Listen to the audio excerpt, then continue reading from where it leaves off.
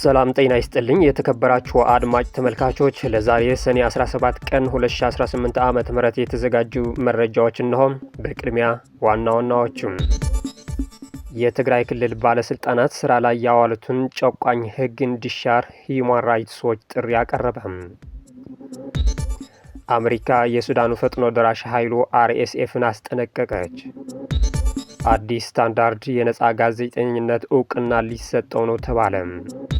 አሁን የእነዚህና ሌሎች መረጃዎች በዝርዝር ወደምንመለከተው ይዘት እንሸጋግራለን። እስከ ዝግጅታችን ፍጻሜም አብራችን ቆዩ። የትግራይ ክልል ባለስልጣናት ስራ ላይ ያዋሉትን ጨቋኝ ህግ እንዲሽሩ ሂዩማን ራይትስ ዎች ጥሪ አቀረበ። ዓለም አቀፉ የሰብአዊ መብቶች ተሟጋች ድርጅት ሂዩማን ራይትስ ዎች የግዳጅ ወታደራዊ ምልመላ ለማካሄድና ተቃውሞን ለመቅጣት ስልጣን ይሰጣል ያለውን በትግራይ ክልል ስራ ላይ የዋለ ህግ እንዲሻር ለክልሉ ባለስልጣናት ጥሪ አቀረበ። የትግራይ ክልል ምክር ቤት ባለፈው ግንቦት ወር መጨረሻ ያጸደቀው ህግ ኤርትራ ከምትከተለው አስገዳጅ የብሔራዊ አገልግሎት ጋር ምስስሎች ያለው ነው ሲልም ድርጅቱ ተችቷል። መቀመጫው በዋሽንግተን ዲሲ ያደረገው ሂዩማን ራይትስ ዎች ባለፈው ሳምንታት አነጋጋሪ ሆኖ የሰነበተውን ህግ በተመለከተም ጠንከር ያለ ጥሪ ያቀረበውን ማክሰኞ ሰኔ 16 ቀን 2018 ባወጣው መግለጫ ነው። የድርጅቱ የአፍሪካ ክፍል ምክትል ኃላፊ ላቲሻ ባደር የትግራይ ባለስልጣናት በክልሉ ለቀጠለው ፖለቲካዊ ውጥረት ሲቪል ሰዎችን ለውትድርና በመመልመልና የሚቃወሙትን በመቅጣት ምላሽ መስጠት እንደማይገባቸው አሳስበዋል። አዲስ ስታንዳርድ የነጻ ጋዜጠኝነት እውቅና ሊሰጠው ነው ተባለ። አሜሪካ 250ኛው የነጻነት በዓሏን በምታከብርበት ወቅት አዲስ ስታንዳርድ የነጻ ጋዜጠኝነት የ2026 የዲሞክራሲ ሽልማት ሊበረከትለት ነው። ናሽናል ኢንዳውመንት ፎር ዲሞክራሲ ኔድ በ3 ቋንቋዎች ለህዝብ መረጃ የሚያደርሰውን አዲስ ስታንዳርድ የ2026 የዲሞክራሲ ሽልማት ተሸላሚዎች መካከል አንዱ አድርጎ መርጧል። ሽልማቱ ከኢትዮጵያ በተጨማሪ ከበርማ፣ ከሶሪያ፣ ከሩሲያና ከኩባ ለተመረጡ ግለሰቦችና ድርጅቶች የሚበረከት መሆኑ ታውቋል። ድርጅቱ ይህ ሽልማት ዲሞክራሲያዊ ነጻነቶችን በማስከበር ረገድ ላሳዩት ጽናትና መሪነት እውቅና ለመስጠት የሚበረከት ነው ተብሏል። የኔድ የቦርድ ሰብሳቢ ፒተር ሮስካም ከ250 ዓመታት በፊት ሀገራችንን የመሰረታት የነጻነት ምኞት ዛሬም በዓለማችን ላይ ካሉ እጅግ ኃይሎች አንዱ ሆኖ ቀጥሏል ሲሉ ገልጿል። የዚህ ዓመት ተሸላሚዎች እነዚህን መብቶች በየራሳቸው ማህበረሰቦች ውስጥ ለማስጠበቅ የሚያስፈልጋቸውን ጀግንነትና ጽናትን በተግባር ያሳዩ ናቸው። ስራቸው የአሜሪካ ለነጻነት ያላት ቁርጠኝነት ይበልጥ ጠንካራ የሚሆነው ያንን የተስፋ ቃል ይዘው ወደፊት ከሚጓዙ ጎን ስንቆም መሆኑን ያስታውሰናል ሲሉ ገልጸዋል በማለት ራሱ አዲስ ስታንዳርድ ዘግቧል። አሜሪካ የሱዳኑ ፈጣን ደራሽ ኃይሉ አርኤስኤፍን አስጠነቀቀች። ታጣቂ ኃይሉ በሱዳን ኤል ኦበይድ ዙሪያ የሚፈጽመውን ማንኛውም እርምጃ ማቆም እንዳለበት አሜሪካ አሳስባለች። አሜሪካ ፈጣን የድጋፍ ኃይሎች አርኤስኤፍና አጋሮቹም ሲቪሎች አደጋ ላይ ሊጥሉ የሚችሉ እርምጃዎችን ማስቆም እንዳለባቸው አስጠንቅቃለች።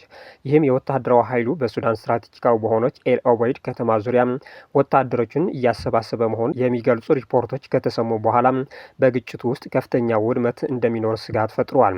ሰኞ ዕለት በወጣው መግለጫ አሜሪካ አርኤስኤፍና አጋሮችን በኤል ኦበይድ ዙሪያ ተዋጊዎችን እያሰባሰቡ መሆናቸውን የሚገልጹ ሪፖርቶችን በጥልቅ አሳስቦኛል ብላለች።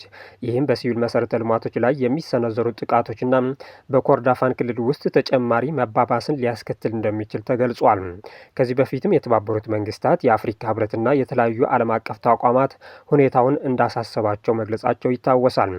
የሱዳን ጦር የፈጣን ድጋፍ ኃይሉን እያደረገው ያለውን መሰባሰብ ለማደናቀፍ የድሮን ጥቃቶችን መፈጸሙ ገልጿል።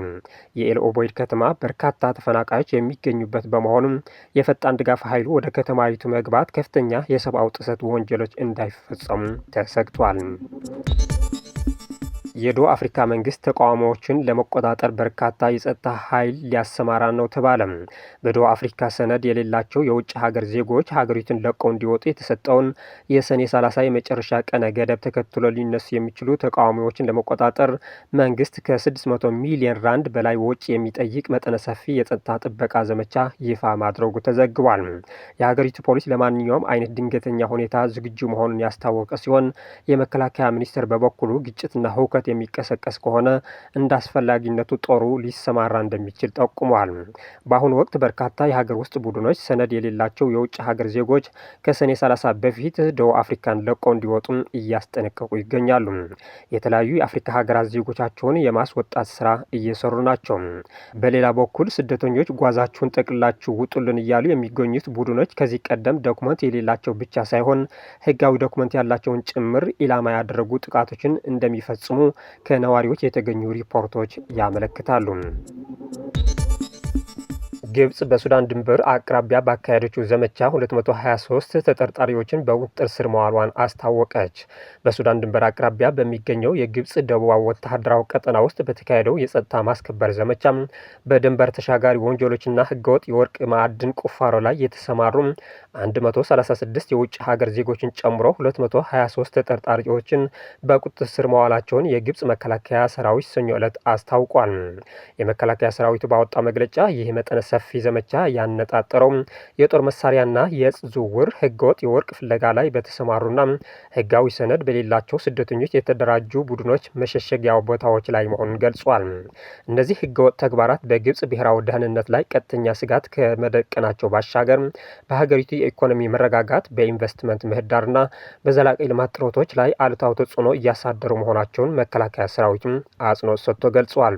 በቁጥጥር ስር ከዋሉት መካከል 87ቱ የግብጽ ዜጎች ሲሆኑ 136 ደግሞ የውጭ ሀገር ዜጎች መሆናቸው መግለጫው ጠቁሟል። የጸጥታ ኃይሎቹ ከተጠርጣሪዎች ጋር የተለያዩ 14 ተሽከርካሪዎችን፣ የገመድ አልባ መገናኛ መሳሪያዎችን፣ ከፍተኛ መጠን ያለው የሀገር ውስጥና የውጭ ሀገር ገንዘቦች እንዲሁም ፍቃድ የሌላቸው የጦር መሳሪያዎችና ጥይቶች መያዛቸው አክሏል። በተጨማሪም ያለ ፍቃድ ለወርቅ ፍለጋና ቁፋሮ አገልግሎት ይውሉ የነበሩ በርካታ ማሽነሪዎችና መሳሪያዎችን መወረሳቸው መግለጫው አመልክቷል። ውድ አድማጭ ተመልካቾቻችን ለዛሬ ያዝናቸው መረጃዎች እነዚህ መስሉ ነበር። ስለተከታተላችሁ እናመሰግናለን። መልካም ጊዜም